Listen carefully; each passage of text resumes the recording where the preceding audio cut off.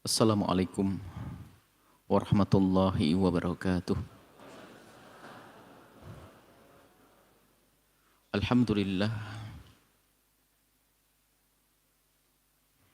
nahmaduhu subhanahu wa ta'ala hamdan yuwafi ni'amahu wa yukafi mazidah. Ya Rabbana lakal hamdu kama yanbaghi li jalali wajhika wa azimi sultanik. Subhanaka la nuhsi thana'an 'alaika anta kama athnaita 'ala nafsik. Walakal hamdu walakal syukru 'ala dhalik.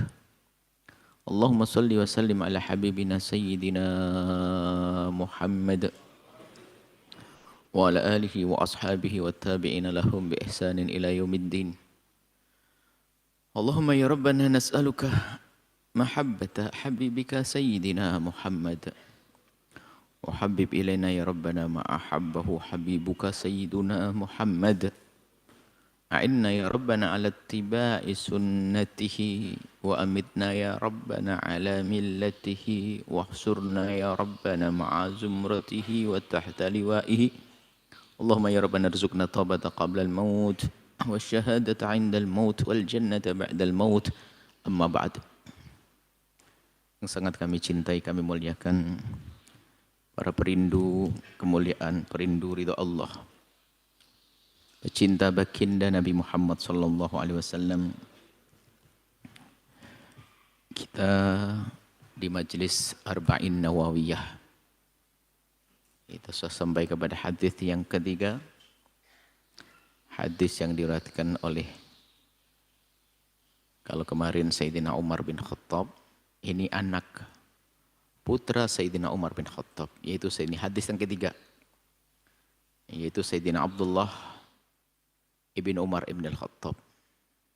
Gelar kunyahnya Abi Abdurrahman Abdullah bin Umar bin Ibn Al-Khattab. Beliau adalah termasuk fuqaha'u as-sahabah, orang alimnya dari para sahabat. Termasuk dari abadillah al-arba, ada Abdullah yang 4. Abdullah yang hebat-hebat ada Abdullah bin Abbas, Abdullah Ibn Mas'ud, dan termasuk Abdullah ini, Abdullah Ibn Umar. Beliau masuk Islam di masa kecilnya bersama ayahandanya, Sayyidina Umar bin Khattab. Beliau alim, pemberani. Waktu perang Uhud, kan pindah-pindah di Madinah. Waktu perang Uhud ingin ikut perang. Ditolak karena waktu itu masih umur 13 atau 14 tahun. 14 tahun berani perang.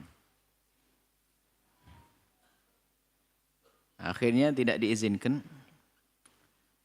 Kemudian diizinkan setelah itu di perang Khandaq. Di perang Khandaq, Sayyidina Abdullah bin Umar diizinkan untuk perang. Waktu itu umurnya sudah 15 tahun. Masih 15 tahun. Hebat. 15 tahun berani perang di medan laga, mengangkat pedang. Pun demikian dengan kecerdasan beliau, dekat dengan baginda Nabi, belajar sampai menjadi seorang yang luar biasa, alim, imam, mujtahid dari sahabat. Di samping itu beliau ahli ibadahnya tidak ada yang mengalahkannya. Setelah mendengar baginda Nabi, beliau adalah saudara daripada Sayyidatina Hafsah. Bundanya Sayyidah Zainab, saudari daripada kemarin yang kita bahas tentang Sayyidina Uthman bin Maz'un. Beliau, Nabi pernah menyebutkan, menyanjung, kalau sanjung nabi dengan wahyu. Berkata kepada Sayyidat Hafsah, "Inna akhaka rajulun soleh." Saudaramu itu orang yang soleh. Lo annahu yakumul lail, kalau seandainya dia bangun malam. Setelah itu beliau itu adalah menghidupkan malam-malam luar biasa, sampai sering banyak tidur di masjid. Tapi bisa menjadi seorang alim. Umurnya panjang. Wafat umur 86 tahun. Umurnya panjang 86 tahun, wafat dalam keadaan dikisahkan diracun sama orang.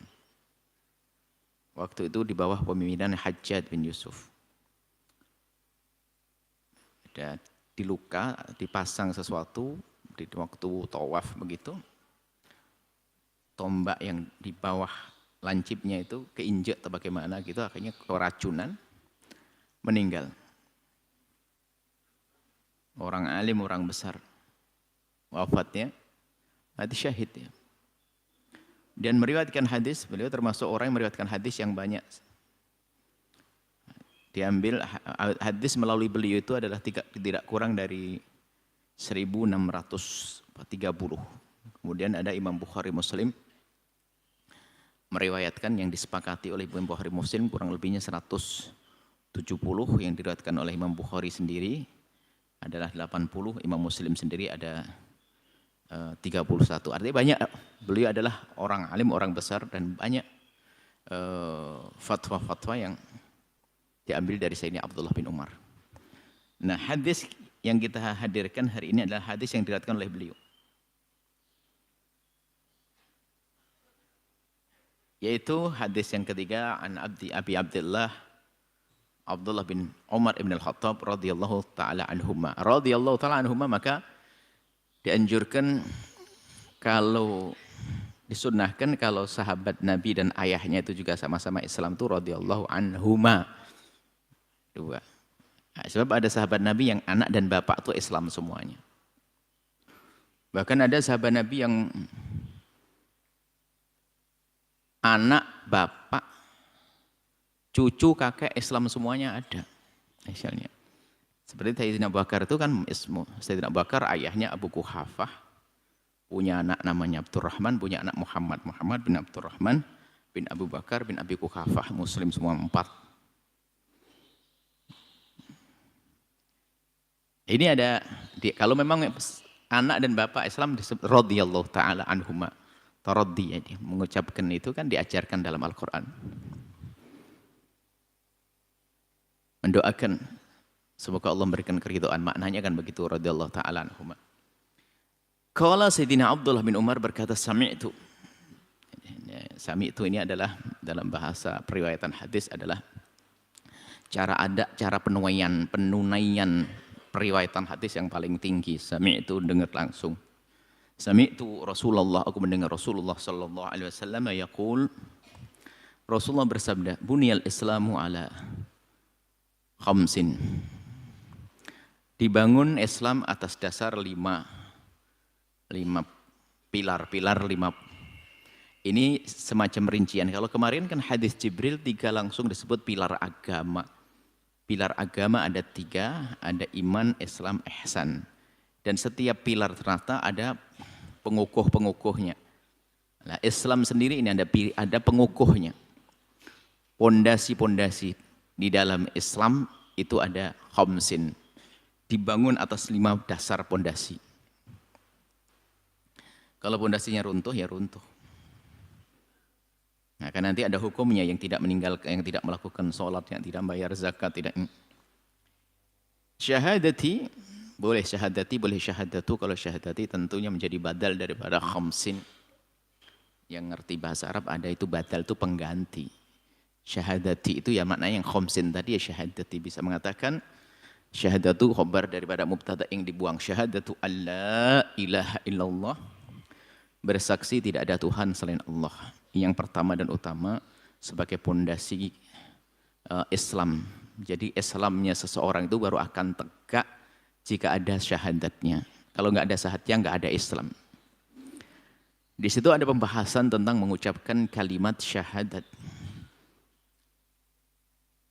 Kalau anaknya seorang Muslim, biarpun tidak bersyahadat, dia adalah Muslim.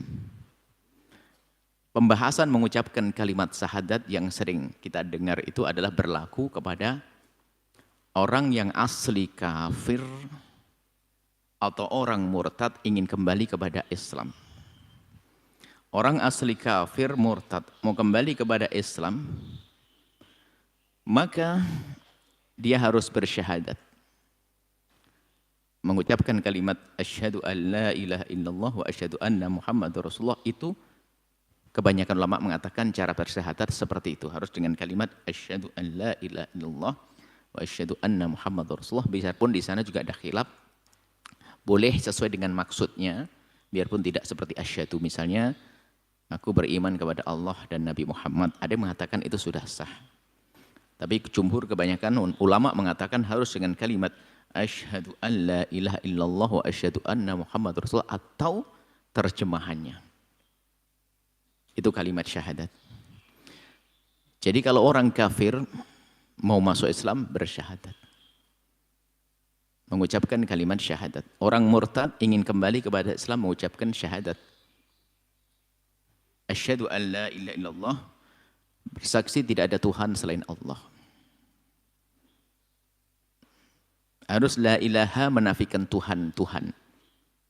Itsbatnya illallah, hanya mengakui adanya Tuhan Allah.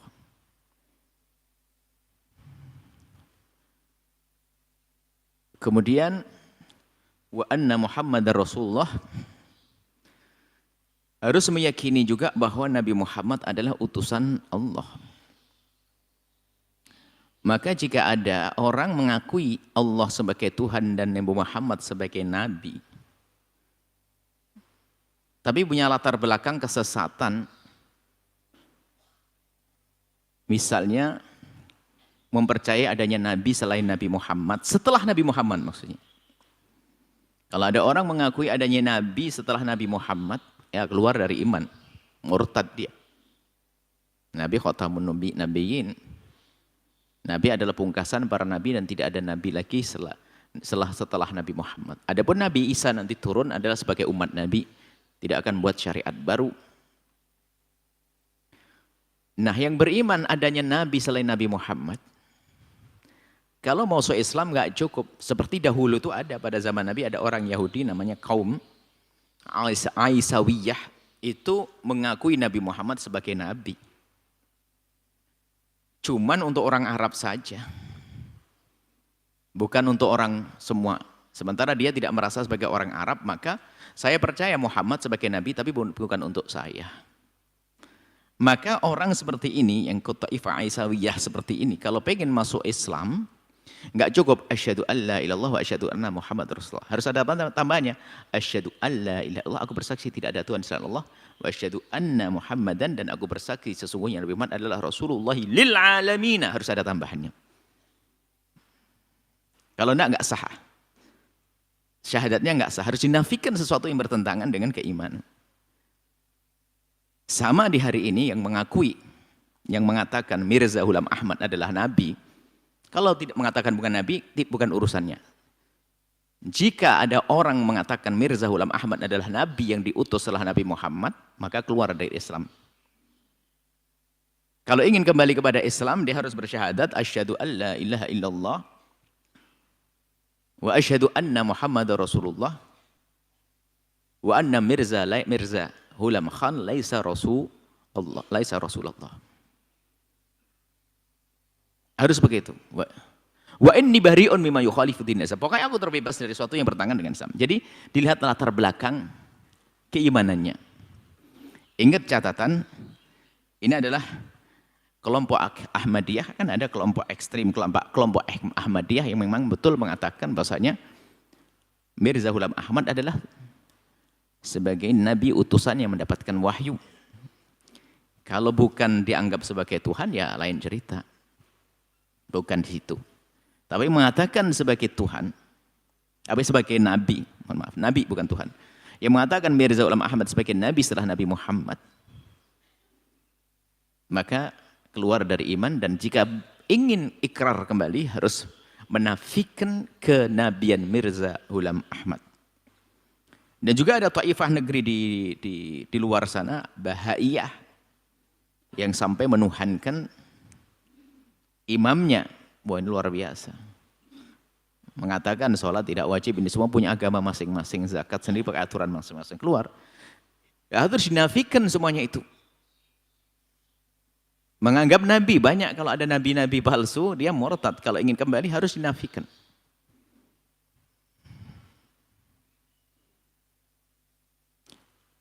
Hanya menafikan ini bisa saja dinafikan bersama rentetan kalimat asyhadu an la ilaha illallah wa asyhadu anna muhammadar rasul, atau sebelumnya. Misalnya saudara kita dari kaum Kristiani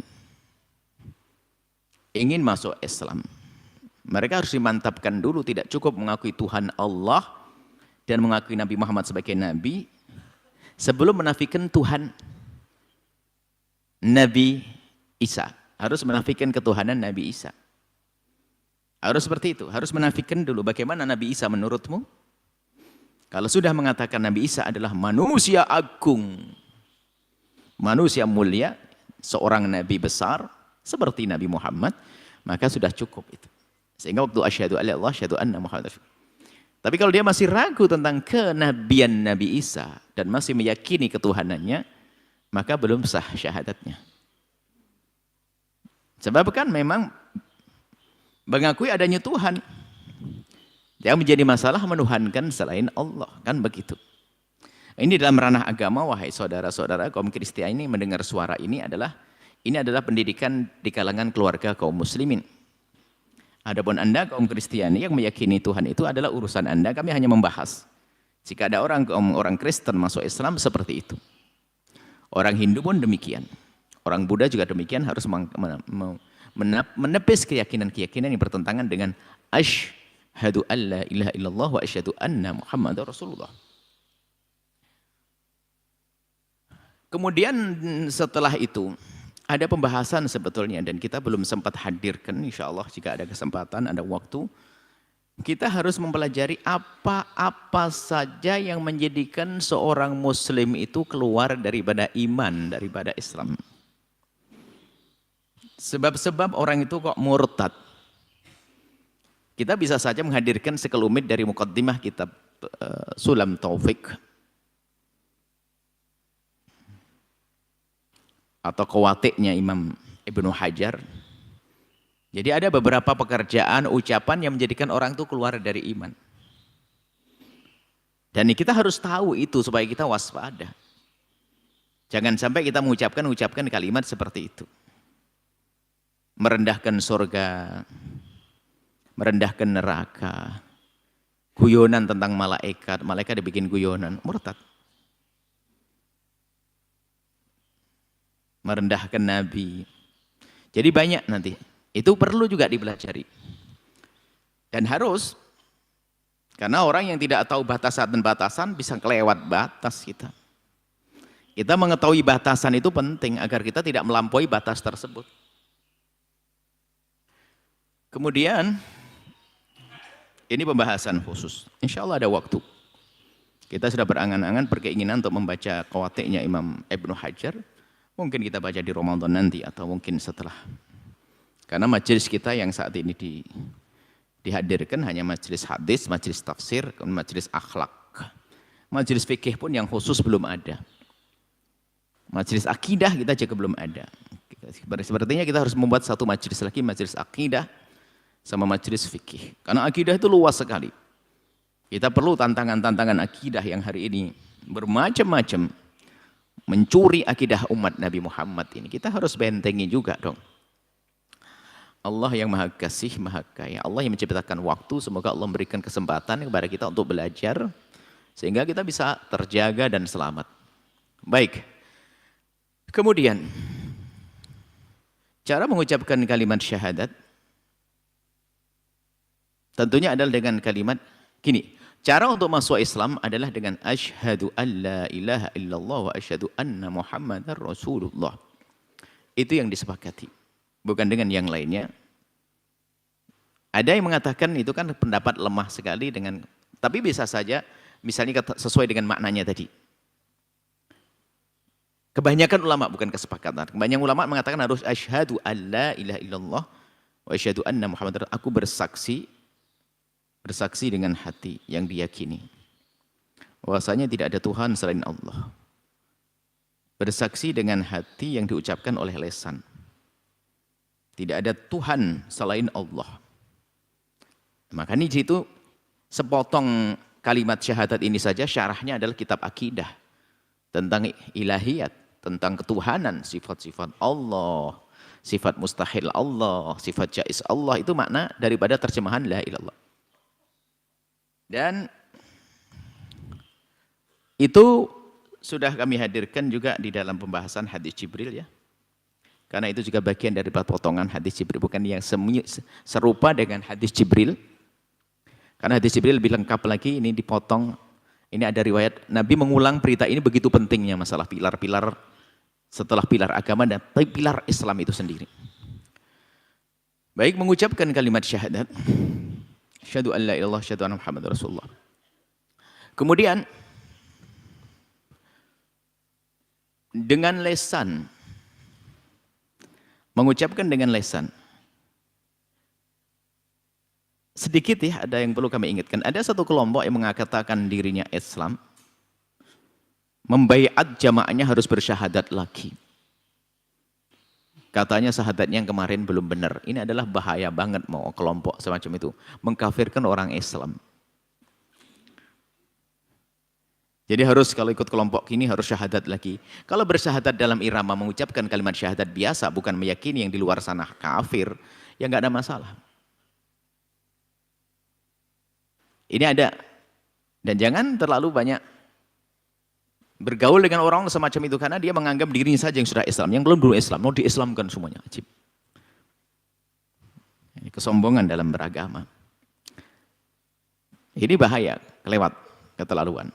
Sehingga yang tidak ikut kelompoknya itu enggak. Kalau masuk itu harus kayak syahadat, kayak orang masuk Islam. Sementara orang dilahirkan dari perut ibu yang muslim, dari ayah yang muslim, itu langsung muslim dia. Bahkan ayah muslim, ibunya ahli kitab, muslim jadinya. Na'udzubillah, semoga Allah menjaga kaum muslimah. Muslimah dihamili oleh, na'udzubillah terjadi hubungan dengan kafir, keluar anak muslim, ibunya muslim. Mudah, asalkan ada usulnya Islam selesai. Biarpun sepanjang waktu tidak bersyahadat, ya, tetap muslim. Dikatakan muslim. Nah, kemudian cara mengucapkan kalimat syahadat adalah dengan lisan asyhadu an la ilallah. Ini di hadapan manusia. Di hadapan manusia. Jadi kita tidak bisa mengakui keislaman seseorang kecuali kita mengetahui bahwa dia telah berasyhadu an la ilaha illallah wa asyhadu anna Muhammad Rasulullah. Hanya sekedar pakai kopiah putih saja belum. Maka kalau dia terbukti bahwasanya sebelumnya orang yang belum Islam, kemudian dia baru dianggap sebagai seorang muslim kalau sudah berikrar, bersyahadat. Di sana dibahas oleh para ulama tentang mengucapkan kalimat syahadat itu dengan lisan, itu apakah menjadi sebuah ketentuan kalau tidak diucapkan dengan lisannya lalu syahadatnya tidak sah, tidak diterima? Jumhur kebanyakan ulama mengatakan seperti itu. Jadi ada 3 pendapat di sini, paling tidak. Kalau kita celentrehkan jadi 5. Pendapat yang pertama adalah mengucapkan kalimat syahadat adalah bagian daripada, mengucapkan itu bagian daripada kalimat syahadat, bagian daripada ikrar keimanan. Jadi iman itu adalah dengan hati separuhnya, separuhnya dengan mengucapkan kalimat syahadat. Artinya jika ada orang mengucapkan kalimat syahadat dengan lisannya, hatinya belum, di hadapan Allah tidak dianggap beriman. Begitu juga pendapat yang pertama ini, jika hatinya beriman tapi lisannya belum bersyahadat juga belum dianggap. Ini kelompok ini yang pertama. Istilahnya adalah al-nutqu bisyahadataini syatrun minal imani, yaitu mengucapkan kalimat syahadat bagian daripada iman. Maka yang tidak bersyahadat tidak bisa dianggap sebagai orang yang beriman.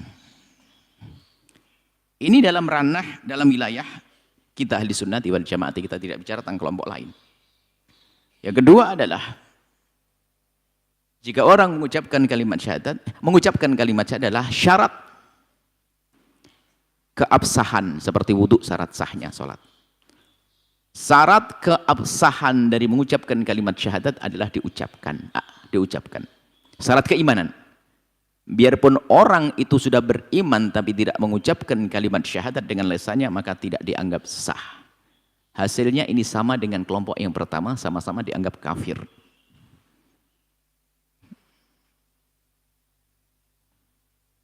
Jadi kalau belum mengucapkan kalimat syahadat, biarpun hatinya sudah beriman, masih belum dianggap beriman. Pendapat yang ketiga adalah mengucapkan kalimat syahadat dengan lisan adalah syarat. Cuman bukan syarat sah. Tapi syarat untuk diberlakukan dia itu di dunia, diberlakukan hukum Islam di dunia. Syarat li ijra'il ahkam al-islamiyah fid dunia. Syarat agar kalau mati kita kafani, kita kubur, kita solati. Agar dia bisa nikah dengan seorang muslimah. Agar dia bisa saling mewarisi dengan keluarganya yang Islam. Itu, selagi dia belum mengucapkan kalimat syahadat, nggak berhak ya. Tapi di hadapan Allah bisa saja diterima karena iman di dalam hati. Jadi pendapat yang ketiga, itu hanya rahasia Allah. Mungkin sekali seseorang itu beriman dan selamat di hadapan Allah. Tapi di hadapan manusia dia tidak bisa kita berlakukan hukum Islam selagi tidak mengucapkan kalimat syahadat. Biarpun dia beriman kuat dengan hatinya, maka tidak boleh kita nikahkan putri kita dengan orang tersebut. Selagi belum asyhadu an la ilaha illallah wa asyhadu anna Muhammadar Rasulullah. Nah yang ketiga ini juga pendapat para ulama kita, termasuk itu adalah isyarat daripada keraguan Imam Ghazali. Imam Ghazali pernah punya keraguan dan berkata, kaifa? Orang kafir kan selamanya di neraka. Wa kaifa yukhallatu? Bagaimana akan diabadikan finnari di dalam neraka mangkana fi qalbihi? Orang yang fi qalbihi di dalam hatinya mithqalu dzarratin minal imani. Bagaimana mungkin akan diabadikan di neraka orang yang di hatinya ada cahaya iman? Hanya gara-gara belum mengucapkan kalimat syahadat. Hanya dia belum mengucapkan kalimat syahadat, tapi sudah beriman, apakah bakal diabadikan di neraka? Kan kuncinya iman antara dia dengan Allah. Maka ini peluang besar untuk berhusnudzon. Tapi hukum di dunia, ya kita tidak bisa saling menikahkan. Tapi hukum di akhirat, kita husnudzon. Apalagi kita bahas orang yang setelah meninggal dunia. Dan dia punya kebaikan, ya tetap saja nggak bisa kita kafani, kita sholati selagi tidak terbukti dia itu adalah bersyahadat. Tapi husnudzon karena dia baik dan sebagainya. Karena di hadapan Allah bisa saja, ini adalah peluang untuk husnudzon dengan beberapa orang yang dia baik kepada Islam. Mungkin di hatinya ada keimanan.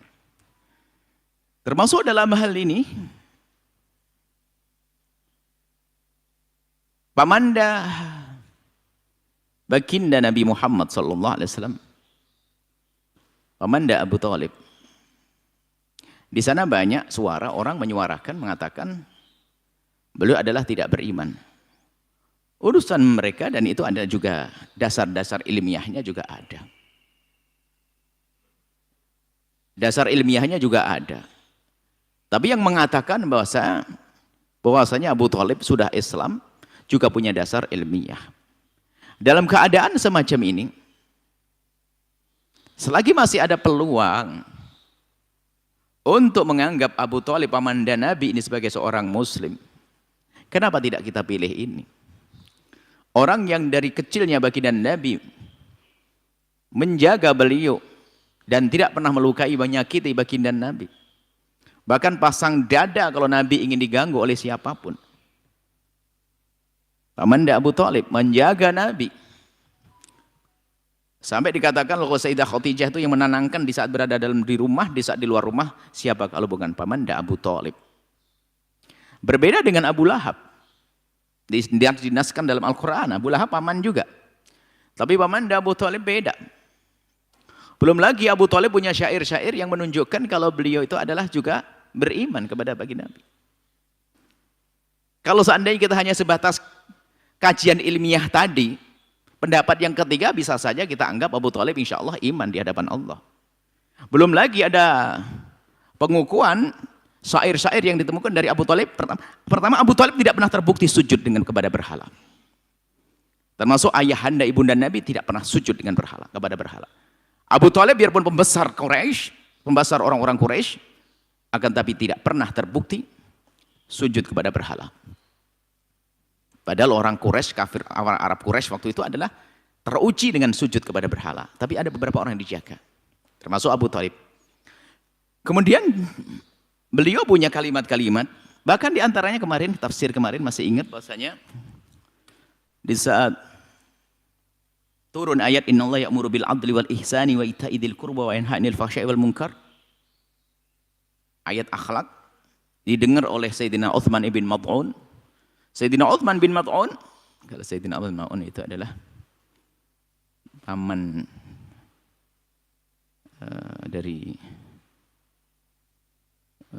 dari perawi hadis Sayyidina Abdullah bin Umar. Sayyidina Uthman bin Mad'un membawa berita ayat indah, Allah memerintahkan adil. Adil nggak boleh zalim. Ihsan, berbuat baik, ita'idul qurba. Terkagum Sayyidina Uthman. Masuk ke hati Sayyidina Uthman bin Mad'un waktu itu masih kafir.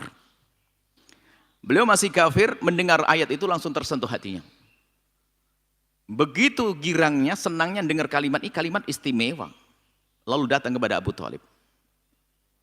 Datang kepada Abu Thalib, disampaikan kepada Abu Thalib tentang ayat ini.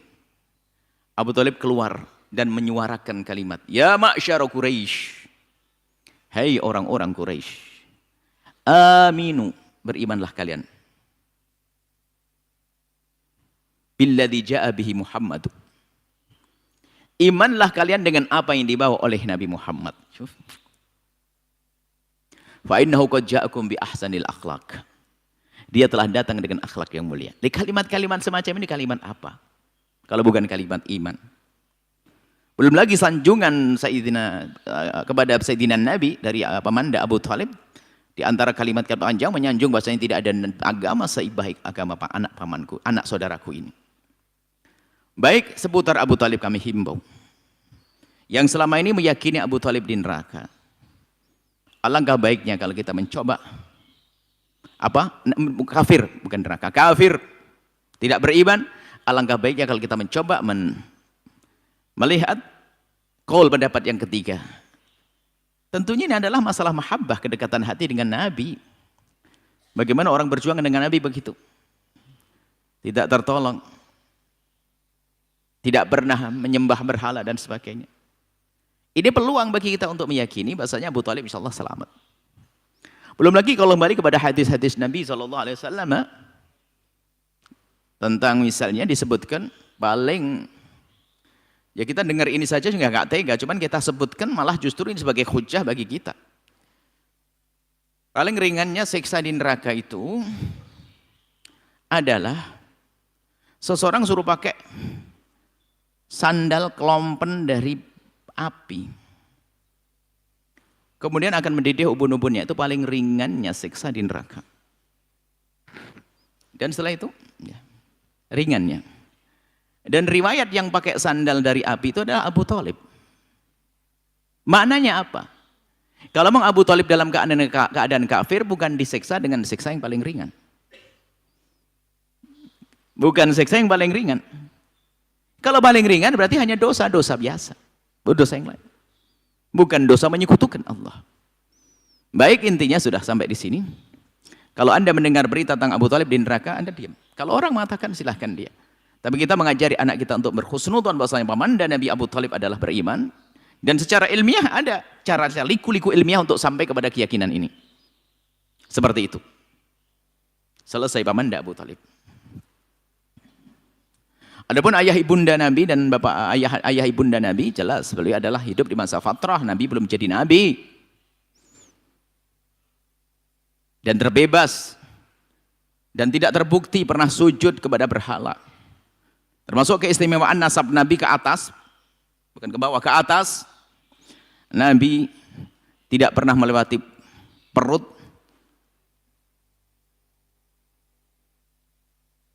dan punggung laki-laki yang menyekutukan Allah dan melakukan zina. Ini keistimewaan nasab Nabi. Keistimewaan nasab Nabi adalah dari ke atas tidak ada yang bersentuhan dengan kekafiran sama perzinaan. Karena itu adalah kehinaan batin, kehinaan yang luar biasa. Adalah baginda Nabi. Kemudian ayah ibunda Nabi hidup di masa fatrah, masa terputusnya utusan, tidak ada Nabi.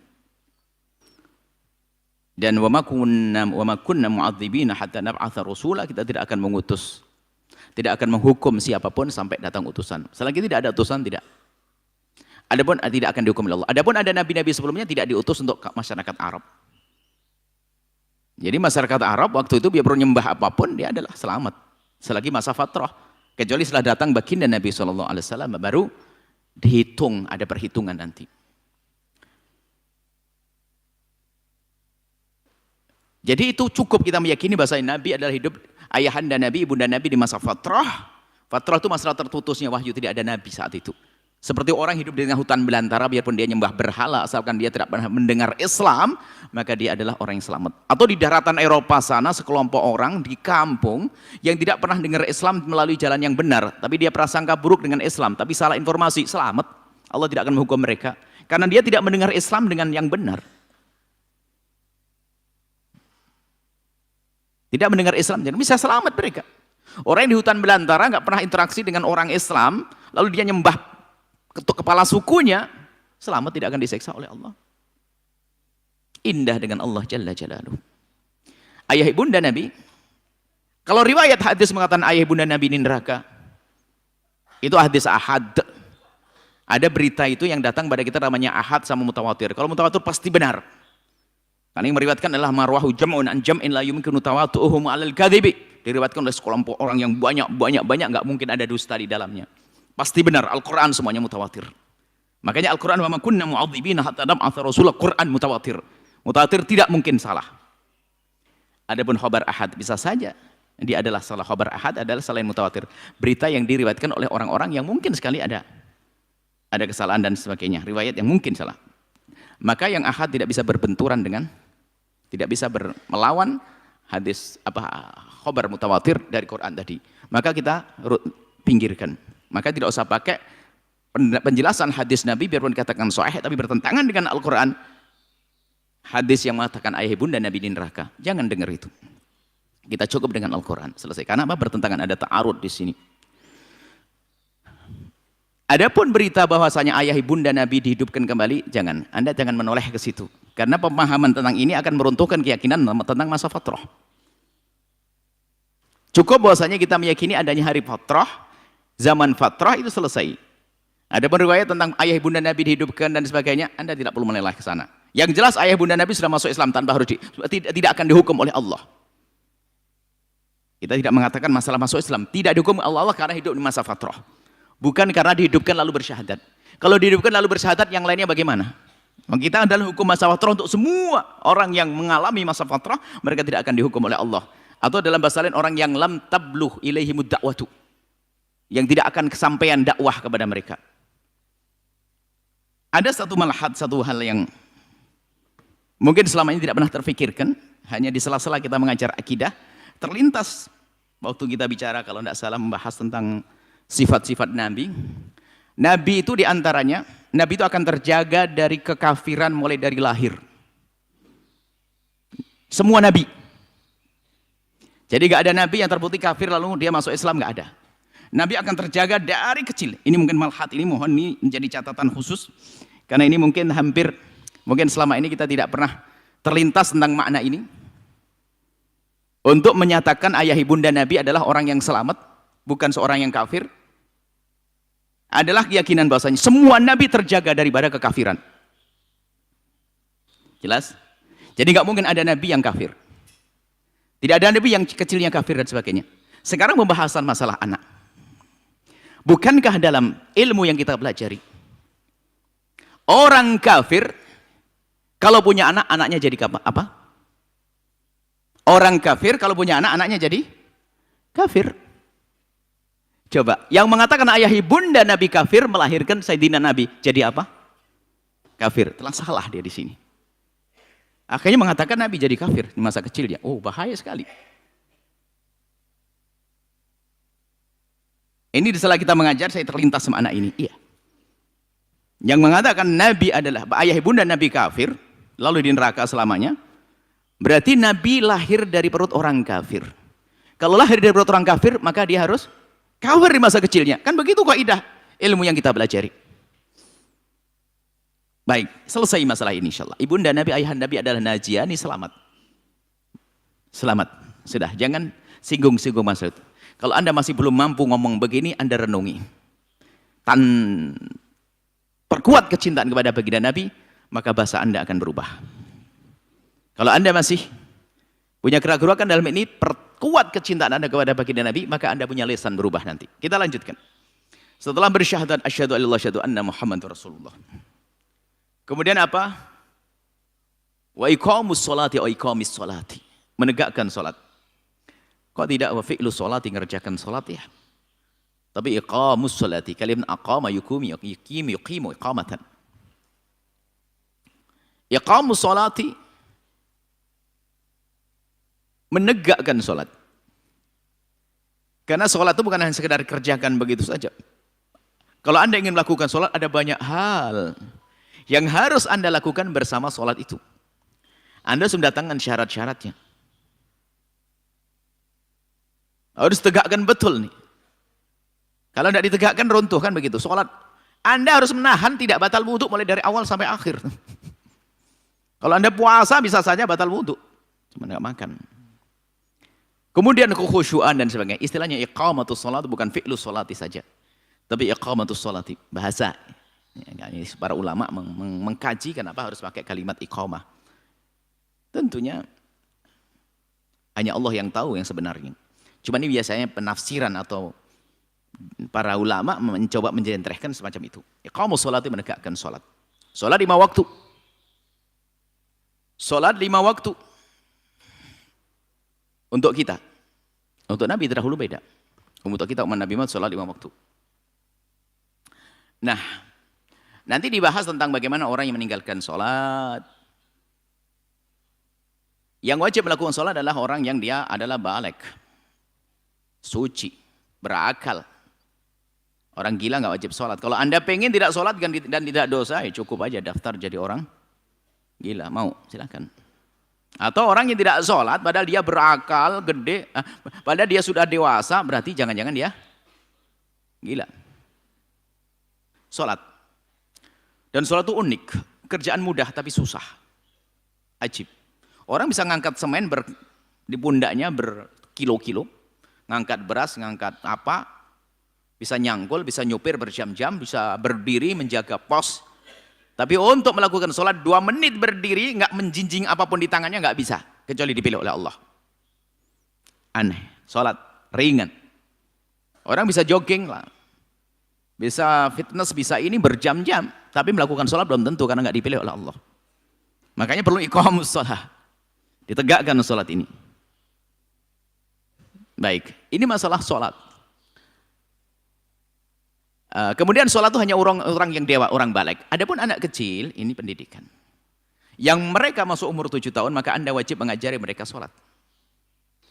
Kalau Anda membiarkan anak Anda yang umur 7 tahun tidak sholat, Anda dosa. Sebab yang diperintahkan, bagi mereka tidak wajib sholat. Bagi mereka tidak sholat, tidak dosa. Tapi bagi Anda yang membiarkan mereka tidak sholat, Anda dosa. Sebab yang diperintah Anda, muru auladakum bisolati wa hum abna'u sab'in. Suruh mereka melakukan sholat. Hei para bapak, hei para ibu, hei para ustadz yang punya anak-anak santri, anak-anak kecil. Muru auladakum bisolati. Ajari mereka untuk sholat. Perintahkan kepada mereka untuk sholat. Bahum abna usab'in. Mereka umur 7 tahun. Wajib bagi ayah mengajari sholat. Biarpun sholatnya kadang-kadang masih miring sana, miring sini, injek-injekan, colek-colek. Itu adalah urusan pendidikan pelan-pelan. Tapi kalau seorang ayah membiarkan anaknya tidak sholat, dosa. Biarpun tidak wajib sholat bagi sang anak. Dikiaskan dengan sholat hal-hal yang lain. Puasa, wajib kita ajari puasa, tapi tidak boleh dipaksa. Kalau mampu sampai sore, alhamdulillah. Kalau tidak, suruh sahur yang kedua. Termasuk diantaranya ibu yang solehah, yang sudah punya anak 7 tahun, dilatih untuk menutup aurat mereka, biarpun kadang dilepas karena kepanasan, belum terbiasa.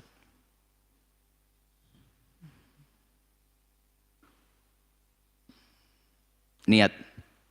Ya seperti itu. Jadi, mengajari sholat. Lah, kalau sudah masuk umur 10 tahun tidak sholat,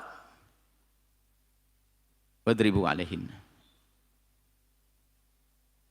Pukullah karena meninggalkan sholat. Bahum abna'u ashrin, di saat mereka umur 10 tahun. Mukulnya bukan mukul bokem, wahai para orang tua. Mukulnya adalah, sampai sebanding mengatakan, seperti pakai sifat kecil nih, maksudnya dikasih pendidikan. Maksudnya ayahnya itu lagi marah. Kenapa kau tidak sholat? Nah, sholat umur 10 tahun. Kapan itu? Umur 10 tahun jika memang dia belum balik. Tapi kalau 9 tahun sudah balik, maka dia wajib sholat. Wajib melakukan sholat. Maka kalau belum balik, wajib bagi orang tua untuk menyuruh, tapi tidak wajib bagi anak. Tapi anak diajari patuh. Seperti itu. Kemudian, bagi yang meninggalkan sholat, naudzubillah, dosa besar. Yang meninggalkan sholat dosa besar. Karena yang meninggalkan sholat dosa besar, ternyata sholat itu juga dimudahkan dengan semudah-mudahnya. Sepertinya kita tidak bisa menyelesaikan hadis ini saat ini. Dosa meninggalkan sholat sangat besar, maka Allah yang Maha Kasih meringankan sholat seringan-ringannya. Coba. Nggak bisa pakai air, boleh tayamum. Nggak bisa berdiri, boleh duduk. Nggak bisa duduk, boleh baring. Nggak bisa baring, boleh telentang. Mau apa? Nggak punya baju, nggak usah pakai baju. Mau apa? Nggak ada air wudhu, nggak ada tayamum, langsung sholat. Nggak ada yang susah. Makanya kalau ada orang nggak bisa sholat, yang salah adalah gurunya. Catat ini. Kalau ada orang tidak bisa sholat atau kerepotan sholat, yang salah gurunya. Gurunya menyiksa muridnya. Sudah tahu dia migrain atau apa namanya? Yang apa namanya? Vertigo, suruh sholat berdiri. Nyungsep nanti itu. Gara-gara ustadznya membaca di kitab bahwasanya harus pakai berdiri. Dipaksa kakeknya suruh berdiri. Setelah itu jatuh kejedot. Akhirnya anak nggak mau sholat. Nah, gara-gara kejedot. Yang salah gurunya.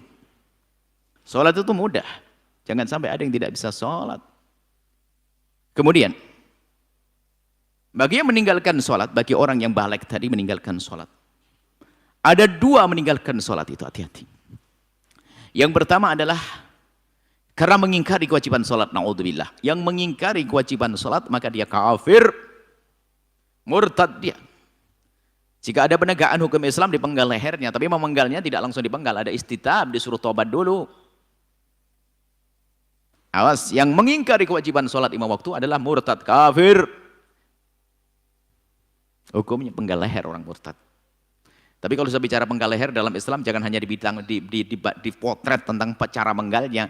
Cara menghantarkan kepada pemenggalan itu pun indah. Dinasehati, diingatkan, diajak ini, diingatkan akhirat. Kemudian setelah itu sampai terakhir, ayo Pak, sholat Pak, takut pada Allah Pak, akhirat Pak, ini dinasehati. Kalau masih nggak mau, nggak langsung dipenggal.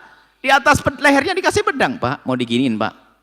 Lah kalau nggak mau sholat berarti kan memang mau mati dia, biarin dah, gitu. Wong dinasehati sudah panjang masih nggak sadar-sadar. Jangan digambarkan langsung penggal leher. Serem banget. Penggal leher. Ini kan biasanya orang di luar Islam tuh kalau menggambarkan Islam kan begitu. Yang serem-serem, kisos. Kisos sebabnya apa? Sebabnya karena orang itu membunuh orang dengan keji. Ada orang mengkritisi kisos. Kok ada penghukum mati loh? Dia itu memang tidak menghargai kehidupan, makanya dia harus mati. Kalau dibiarkan dia bisa membunuh yang lainnya. Orang yang rela membunuh satu manusia bisa membunuh 1000 manusia karena dia tidak mengerti kemanusiaan. Ya tapi jangan gitu. Oke, Anda bisa ngomong gitu karena yang dibunuh bukan anakmu sama ibumu. Coba yang dibunuh anakmu, kau akan rela. Nah, ini kadang-kadang memandang agama itu dengan emosi, dengan hawa nafsu, tidak dengan keadilan. Baik. Adapun yang meninggalkan sholat karena malas-malasan, dan ini yang banyak, malas-malasan. Dosa.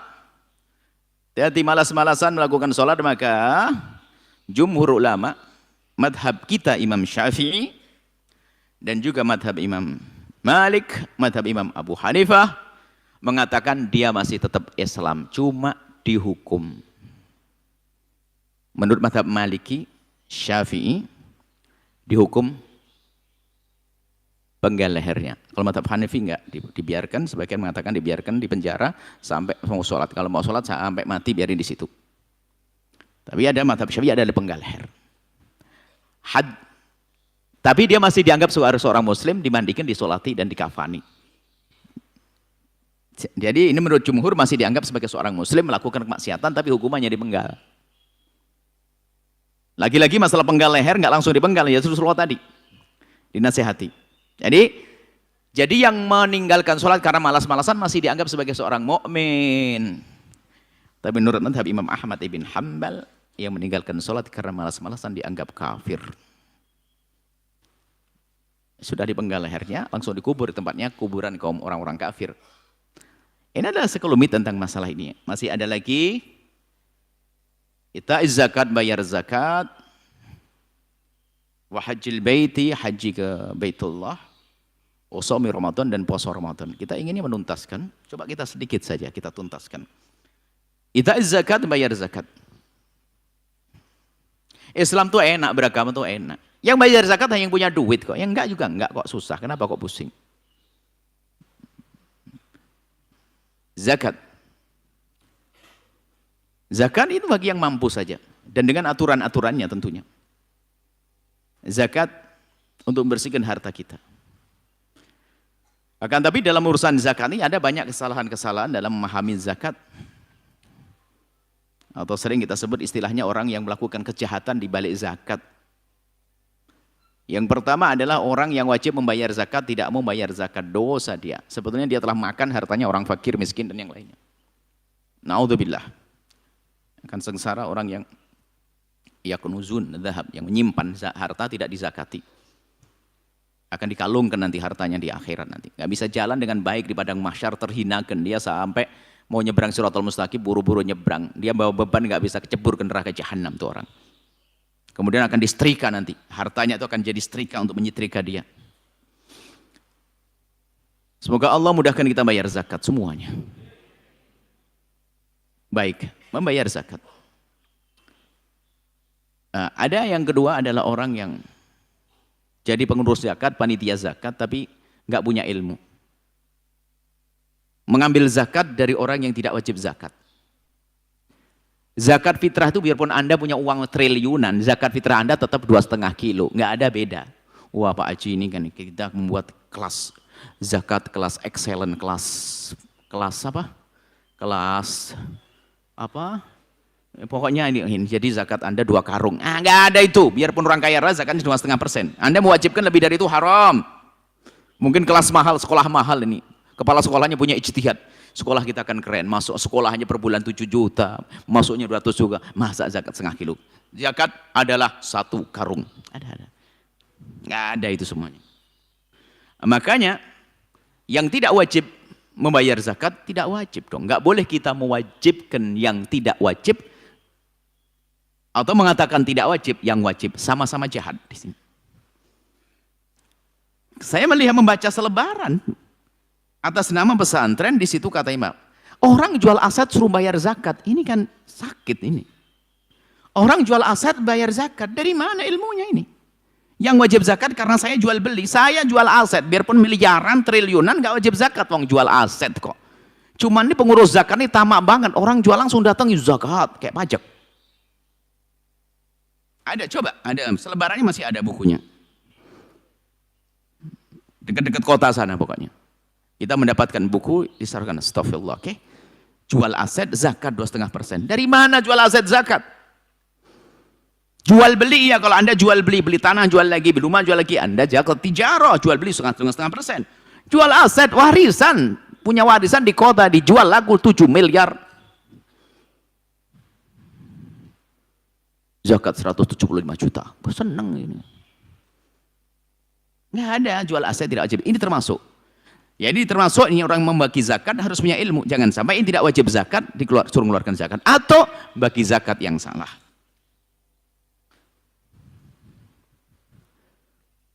Termasuk zakat, membagi zakat untuk bangun masjid, bangun pondok dan sebagainya. Yang bangun masjid orang kaya, jangan duitnya orang fakir, hei hamba Allah. Masjid itu coba, logikanya begini. Kalau Anda diajak ngobrol yang benar dengan akal sehat, kalau ada orang kafir sama muslim, seharusnya yang bangun masjid itu orang kafir atau orang muslim? Baik, muslim. Baik, ada orang kaya sama orang melarat, seharusnya yang bangun masjid orang mana? Orang kaya melarat? Orang kaya. Kenapa duitnya orang fakir kita buat untuk bangun masjid? Kan zakat istaqul fuqara masakin paling utama di situ. Didahulukan. Duitnya kita gunakan untuk masjid. Kalau perut nggak bisa ditahan, bisa mencuri, bisa ini. Tapi kalau masjid, untuk mendapatkan pahala besar, cukup dikasih patok kiri kanan 4, diniatkan di masjid, iktikaf dari pahala kok. Selesai. Ini perlu yang kami sosialisasikan. Sehingga orang fakir sekarang banyak kalah dengan programnya kiai bangun masjid sama bangun pondok. Akhirnya orang fakirnya ngenes. Duitku pakai bangun masjid. Dia ngomong kalah, suaranya kalah dengan kalau suara ustadznya. Sengaja kami tegaskan begini ini karena apa? Di sana banyak orang-orang yang betul-betul fakir. Anda ke rumah sakit yang biasa, rumah sakit umum, Anda ke sana. Mungkin ada orang yang sakit dan dia mendapatkan bantuan negara, tapi yang jaga meninggalkan pekerjaannya, fakir juga itu. Yang jaga juga meninggalkan pekerjaan, siapa yang ngasih duit dia? Akankah kita rela menggunakan duitnya untuk bangun pondok pesantren Al-Bahjah misalnya? Dari mana? Nurani kita di mana? Jangan-jangan saya hanya ambisi saja biar pondok saya gede, dari manapun datang duitnya tidak penting. Yang penting pondok gede lah. Ini kan musibah. Ada satu catatan kecil, Kashful Ghummah fi Sarfil Zakah. Liman Saleh Amah yang kami tuliskan bisa dibaca nanti. Kashful Ghummah, ada Ghummah. Itu masalah zakat. Kemudian yang ketiga adalah orang yang tidak berhak nerima zakat, penjahat dalam zakat, yang tidak berhak nerima zakat tapi nerima zakat. Ajib orang itu. Kalau lagi mau action gayanya kayak orang kaya, pamer handphone, pamer ini. Tapi giliran pembagian zakat langsung minta daftar orang fakir. Gara-gara oleh Pak RT-nya nggak didaftar, marah-marah. Memang manusia aneh begitu-begitu. Sudahlah, yuk kita niat, ya Allah, jadikan kami membayar zakat, bukan menerima zakat. Amin. Sudah. Kemudian masalah hajjil baiti dan bagi yang mampu. Hajjil bait bagi yang mampu.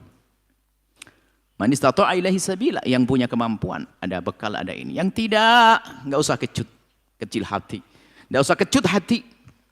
Bagi yang belum mampu melaksanakan ibadah haji, maka ketahuilah cukup Anda melakukan sholat subuh berjamaah, Anda tunggu sampai matahari terbit, Anda nanti sesaat sholat duha, maka dia mendapatkan pahala haji dan umroh. Para bapak pergi melakukan sholat Jumat, pahala haji. Allah.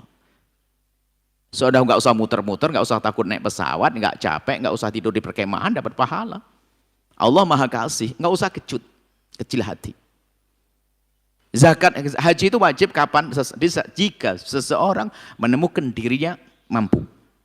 Maka kalau Anda mencari nafkah sebagai suami kan wajib cari duit dan nafkah. Tapi tidak wajib bagi orang untuk, tidak wajib bagi kita cari uang untuk naik haji. Fahami makna ini? Tidak wajib bagi seseorang untuk cari duit untuk haji, nggak wajib. Tapi baru wajib haji kalau tiba-tiba Anda kaya, sudah cukup, baru wajib haji. Tapi ada hal lain yang perlu kami ingatkan. Haji itu ibadah aneh. Ibadah gampang sombong. Semua ibadah haji, ibadah itu aman-aman saja, hanya ibadah haji saja. Gara-gara saya nak haji itu, itu ditempelin di nama saya, Haji Yahya, itu ngapain? Haji. Gara-gara nggak dipanggil haji saja sudah mulai ngedumel deh. Haji susah, haji capek-capek nggak dipanggil Pak Haji. Pertama senyum kalau kata Ahmad, Ali, Yahya. Ya, karena berubah gara-gara hajinya nggak ada. Nggak tahu haji. Memang haji itu zaman dulu menarik sekali. Zaman dulu, zaman mbah-mbah kita, orang bisa haji itu kan pakai 7 sapi.